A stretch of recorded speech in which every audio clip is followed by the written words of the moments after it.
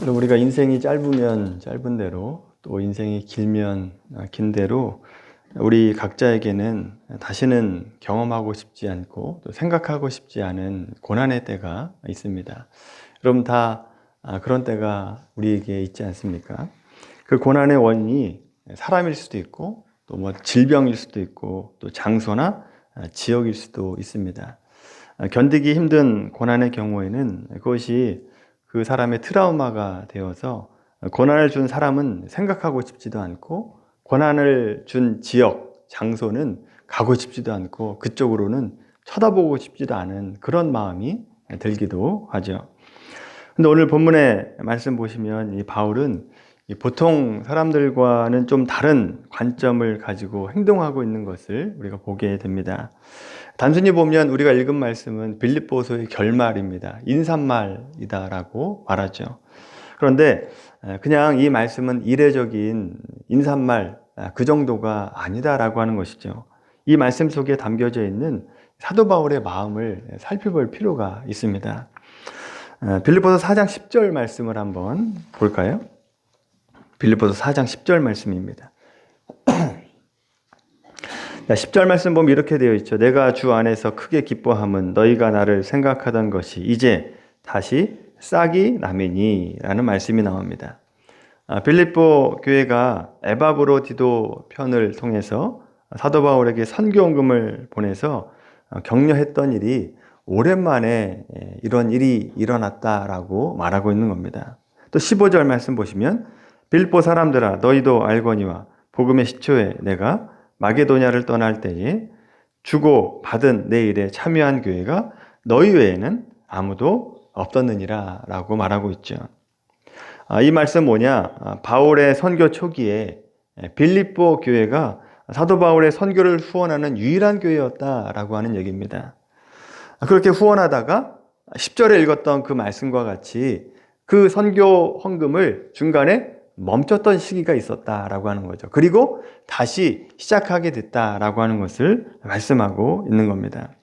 선교 후원을 멈출 수밖에 없었던 이유가 뭔지 정확하게 그 이유는 알 수 없습니다. 그러나 3장 2절과 3절 말씀 보시면 어느 정도 이해가 되는 내용이 나옵니다.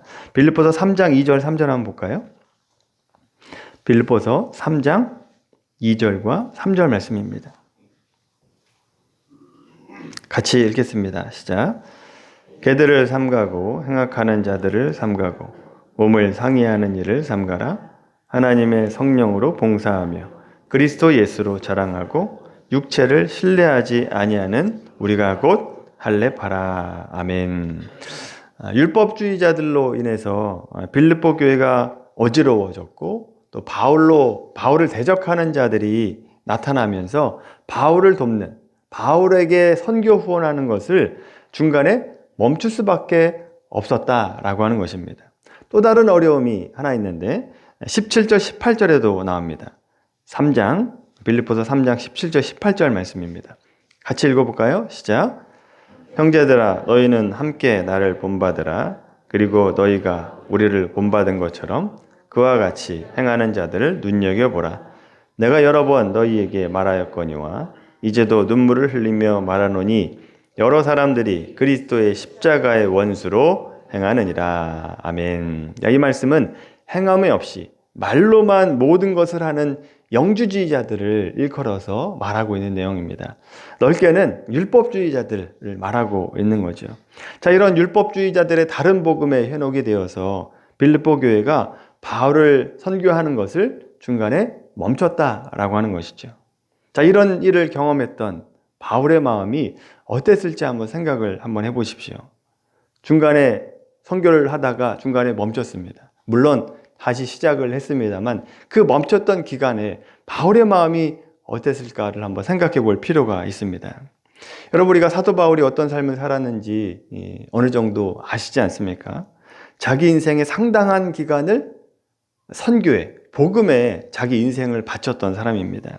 그리고 가는 곳마다 자기 목숨을 돌보지 않고 상당한 힘과 노력을 기울이면서 교회 개척하는 일을 애썼다라고 하는 거죠. 더군다나 지금 빌립보서를 우리가 보고 있는데 이 빌립보 교회가 어떻게 개척이 되었는가? 2차 선교 여행을 가면서 원래는 그쪽이 아닙니다. 자기가 가고 싶었던 길이 아닌데 성령께서 강력하게 인도하시면서 결국 마게도니아 지역으로 가게 되면서 유럽의 첫 교회, 빌립보 교회를 세우게 됐다라고 하는 겁니다. 성령의 인도하심이 있고 기적이 있고 은혜가 있어서 바울에게 있어서 가장 정이 많은 교회가 어느 교회일까라고 한다면 빌립보 교회다라고 얘기할 수 있을 정도로 이 빌립보 교회는 바울에게 있어서 중요한 소중한 교회였다라고 하는 거죠. 자, 그런데 그 빌립보 교회가 사도 바울을 돕다가 중간에 멈춥니다. 일정 기간 후에 다시 돕기 시작하죠. 그리고 빌립보 교회 외에는 사도 바울의 선교를 돕는 교회가 없었다라고 하는 것이죠. 바울의 마음이 어땠을 것 같습니까? 그 바울의 마음, 바울도 사람인지라 섭섭하지 않겠습니까? 실망하고 그 실망을 넘어서면 마음에 포기하는 마음이 들게 되죠. 빌립보 교회도 이제 후원이 끊겼구나. 이렇게 나를 배신하는구나 라고 하는 인간적인 마음이 들었을 겁니다. 다른 교회에 대해서도 내가 복음 전한 것에 대한 은혜를 이렇게 알지 못하는구나. 이것이 얼마나 큰지, 그 사람들이 그 선물이 얼마나 큰지를 알지 못하는구나 라고 하는 인간적인 마음도 들었을 겁니다. 그런데 여러분, 더 나아가서 더더욱 속상한 것이 있죠.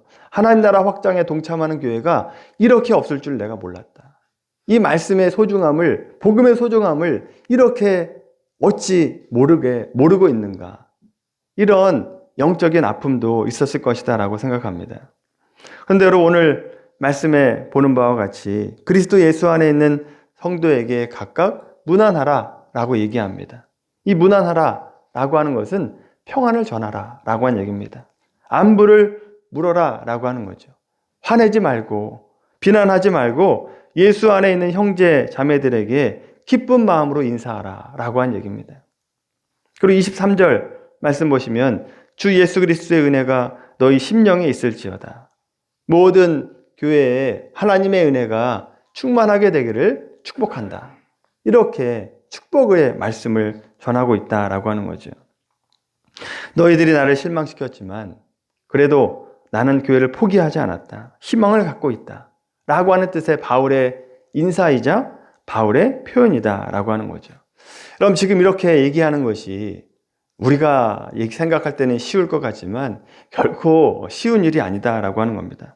내가 헌신하고 노력을 했는데 그 은혜를 저버리고 실망시킨 교회를 향해서 문안하라. 그리스도 예수의 은혜가 충만하게 되기를 원한다. 이렇게 말을 하기는 쉽지 않다라고 하는 것이죠. 우리가 바울의 입장이었다면 그 교회가 잘 되든지 못 되든지 난 모른다. 난 신경 쓰지 않을란다. 이렇게 생각하지 않았겠습니까? 나는 그쪽으로도 보고도 싶지 않다. 빌립보 얘기 듣고 싶지 않다. 이렇게 생각할 수도 있지 않겠습니까? 그런데 바울은 그렇게 하지 않았다라고 하는 것이죠. 어떻게 바울은 이런 마음을 가질 수 있었을까? 그렇게 어떻게 그들을 포기하지 않고 무난하고 감사하고 또 예수 그리스도의 은혜가 충만하게 되기를 원한다. 이렇게 축복의 말을 전할 수 있는가? 이 마음이 어디서 기인했는가라고 하는 것을 아는 것이 오늘 추수감사주의를 맞은 오늘 우리가 살펴보려고 하는 내용입니다. 결론부터 말씀드리면 바울은요, 하나님의 일하심의 방법을 깨달았습니다. 하나님이 어떻게 일하시는가를 알았다라고 하는 것이죠. 또 다른 이유를 얘기하자면 바울은 자기에게 유익이 되는가 안 되는가로 판단하지 않았습니다. 하나님과 하나님 나라에 유익한가 유익하지 않은가를 가지고 판단했기 때문에 실망시킨 교회를 향해서도 축복할 수 있는 그런 바울이 되었다라고 하는 것입니다. 자, 이게 무슨 말인가 알아보기 위해서 빌립보서 1장 말씀을 한번 찾아보겠습니다. 자, 빌립보서 1장 말씀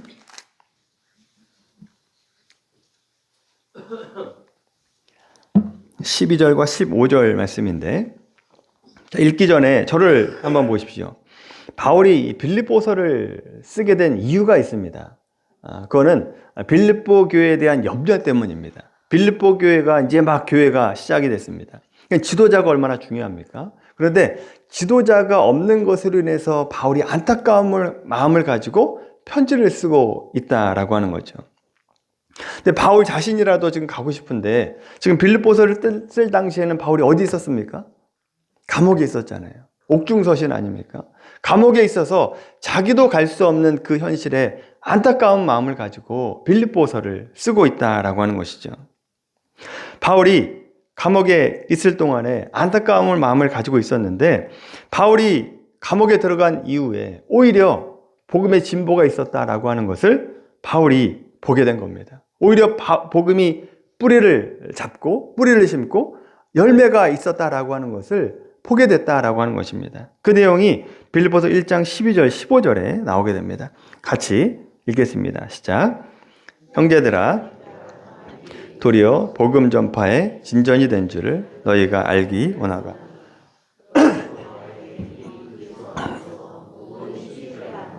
그 밖에 모든 사람에게 나타났으니 형제 중 다수가 나의 매임으로 말미암아 주 안에서 신뢰함을 겁없이 하나님의 말씀을 더욱 담대히 전하게 되었느니라.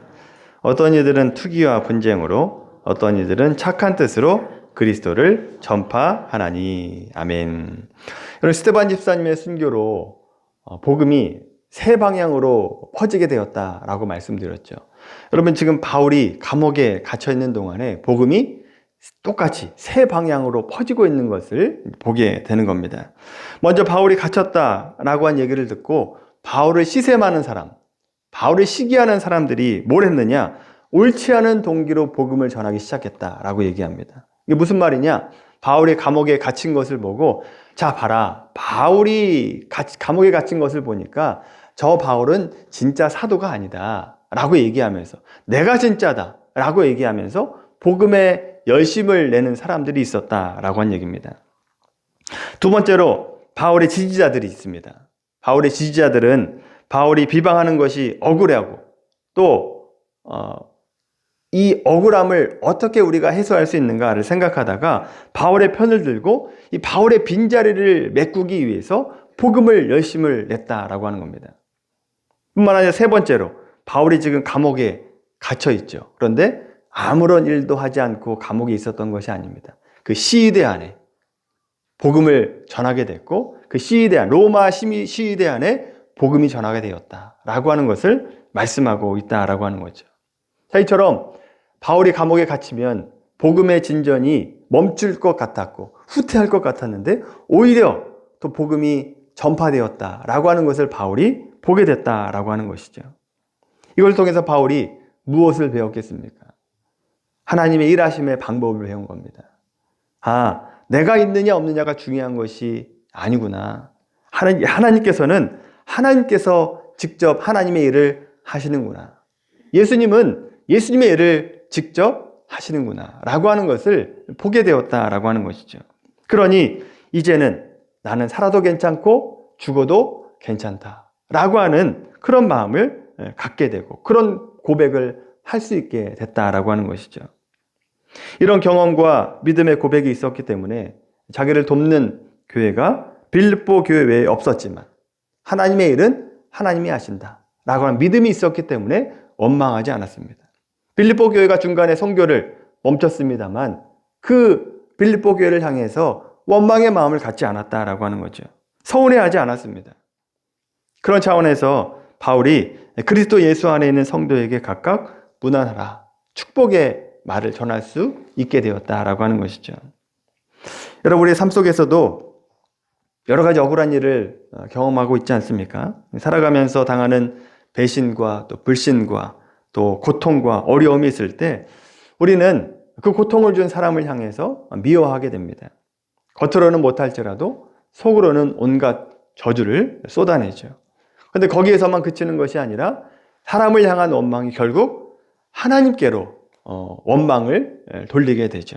하나님, 내가 어떻게 일을 했는데, 어떻게 헌신했는데 저에게 이런 어려움을 주십니까? 원망과 불평을 쏟아내죠. 하나님 살아계신 거 맞습니까? 하나님께서 나의 하나님인 거 맞습니까? 내 아버지인 거 맞습니까? 하나님 이런 식으로 하면 저 교회 안 옵니다. 이렇게 하나님께 모든 원망을 쏟아내게 된다라고 하는 거죠. 우리가 열심히 믿으면 꼭 이런 마음이 한 번씩은 들게 마련입니다. 그런데 시간이 지나서 어느 시점에 이르게 되면 그때 내가 옳다고 생각했던 것이 틀렸고 결국 하나님께서 옳았구나 라고 하는 것을 나중에 돼서야 깨닫게 되는 거죠. 하나님께서 만들어내신 그 삶의 결과를 볼 때 하나님께서 옳았구나 라고 하는 것을 알게 된다라고 하는 것입니다. 하나님께서 만들어내시는 것이 뭡니까? 무에서 유를 창조하시는 분입니다. 죽은 자를 살리시는 하나님이시다라고 하는 거죠. 하나님이 손길이 닿는 그곳에는 생명과 진리가 나타나게 된다라고 하는 겁니다. 성령의 열매가 맺혀지게 되는 거죠. 그 결과를 보면서 하나님이 옳았습니다 라고 하는 고백을 할 수밖에 없는 것이다 라고 하는 것이죠.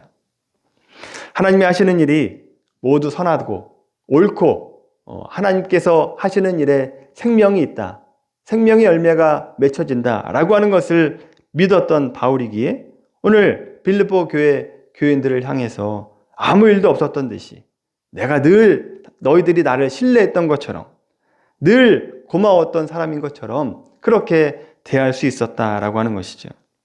인간적으로 보면 당연히 섭섭했을 빌립보 교회 선교 후원 중 그 중단의 일, 또 빌립보 교회 외에 돕는 교회가 하나도 없었다라고 하는 그 사실에 크게 연연하지 않았다라고 하는 것이죠.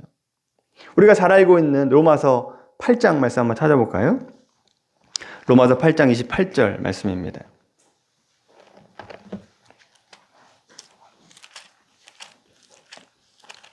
결국 사도 바울이 무엇을 깨달았는가? 신약성경 249페이지 말씀입니다. 로마서 8장 28절입니다. 249페이지 로마서 8장 28절 말씀입니다. 같이 읽겠습니다. 시작. 우리가 알거니와 하나님을 사랑하는 자 곧 그 뜻대로 부르심을 입은 자들에게는 모든 것이 협력하여 선을 이루느니라. 아멘. 여러분, 오늘 말씀과 같은 맥락에서 여기 모든 것, 이 모든 것이 좋은 일만 얘기하지 않는다라고 하는 것을 이해하시겠습니까? 좋은 일로만 협력하여 선을 이루는 것이 아니라 이 속에는요, 좋은 것만이 아니라 부정적인 것들, 부정적인 말이나 또 배신이나 배반이나 위협이나 조롱, 이런 모든 것들도 포함되어 있는 모든 것이다 라고 하는 거죠. 하나님은 그 모든 것을 동원해서라도 협력하여 선을 이루게 하시는 하나님이시다 라고 하는 것이죠. 이것을 깨달았을 때 사도 바울은요, 오늘 본문 21절, 23절에 빌립보서의 결론과 같은 그런 말을 할 수 있게 되는 거죠. 화내지 않고 또 비난하지 않고 기쁜 마음으로 평안을 전하고 안부를 묻고 하나님의 은혜가 너희에게 있기를 원한다. 이런 축복의 말을 할 수 있게 되는 거죠. 이렇게 결론을 맺는 바울의 모습을 보면서 우리가 생각할 것은 이 결론을 얻기 위해서 바울이 얼마나 많은 시간을 하나님을 묵상했는가, 얼마나 많은 시간을 눈물을 흘렸을까, 얼마나 많은 시간 동안 마음속에 삭혀서 이런 고백을 할 수밖에 없었는가라고 하는 것을 생각해 볼 필요가 있습니다. 여러분, 이런 고백은요, 아무나 할 수 있는 고백은 아닙니다. 예수님을 생각하고 복음을 생각하고 하나님 나라를 생각하는 자라야 이런 고백을 할 수 있는 거죠. 생각만 하면 되는 것이 아니라 복음을 위해서 내가 열심히 수고하고 헌신하면서 결국 하나님께서 나에게 선한 열매를 맺게 하신다라고 하는 것을 경험한 자라야 이런 경험을, 이런 고백을 할 수 있게 되는 것이죠. 저는 오늘 말씀을 보면서 한편으로는 나는 언제 저런 믿음의 경지까지 다다를 수 있을까라는 마음이 들었습니다. 멀리 보지 못하고 현실을 보고 기뻐하고 현실을 보고 안타까워하고 낙심하고 있는 나의 마음, 그 마음이 안타까운 마음이 들었습니다. 여러분, 미랄교회 성도 여러분, 우리도 바울과 같이 모든 것이 협력하여 선을 이루시는 하나님, 그 하나님의 방법을 깨닫게 되기를 바랍니다. 또 우리 인생의 관점을 내 중심으로 보지 마시고 하나님 중심으로, 하나님 관점을 가지고 바라보게 되기를 바랍니다. 하나님 나라에 뭐가 유익한지를 보고 그 관점을 보고 바라볼 때 정말 기쁜 것이 정말 기쁜 것인가? 정말 슬픈 것이 정말 슬플 것인가? 라고 하는 것을 깨닫게 되기를 바랍니다. 그래도 우리를 실망시키고 배반하고 내 헌신에 합당한 반응이 없을지라도 여러분 우리 마음 가운데 의연함과 담대한 마음을 갖게 되길 바라고 어느 상황에서든지 감사할 수 있는 축복의 말을 할 수 있는 그런 삶이 되길 바랍니다. 오늘 말씀과 같이 바울의 마음을 닮아가는 우리 모두가 되기를 예수님의 이름으로 간절히 축원합니다.